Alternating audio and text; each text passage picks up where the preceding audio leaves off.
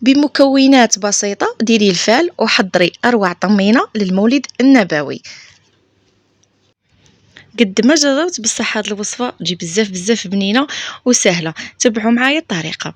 الحاجة الأولى أنا درت 2 كيسان تاع السميد متوسط وحمرتهم على النار قليلة وخليهم يبردوا. هذا الحاجة السر الأول من أسرار الطمينة أن السميد تاعكم يكون بارد.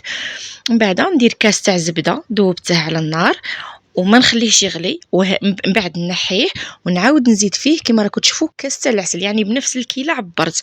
وهذاك العسل كما نقولوا يذوب غير في السخونيه تاع الزبده، ما نديروش على النار. هنا زدت لهم حلوه الترك وانا ضربت بالباطور باش يضربوا لنا بيا. اللي ما عندهاش الباطور تقدر تستعمل الفوي، بصح الشهيه نقول لك ضربيه مليح، ضربيه جيدا باش كان من المكونات يتجانسوا لك مع بعض. ونبدا ندير في السميد، نزيد في السميد نتاعي ونشوف هي تقريبا يدينا هذوك 2 كيسان تجينا سوا. تبغيو تخليوها شويه هكا تبرد معاكم وتشوفوا اسكو تزيدوا لها ولا لا، خاطر كما تعرفوا السميد يشرب.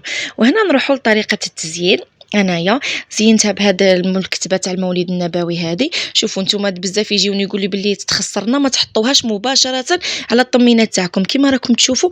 اني رفدتها شويه بيدي، يعني ما راهاش متلاصقه معاها، باش كي تجيو تنحيوها تقعد لكم الكتبه باينه. ودرت لها هذا التزيين البسيط.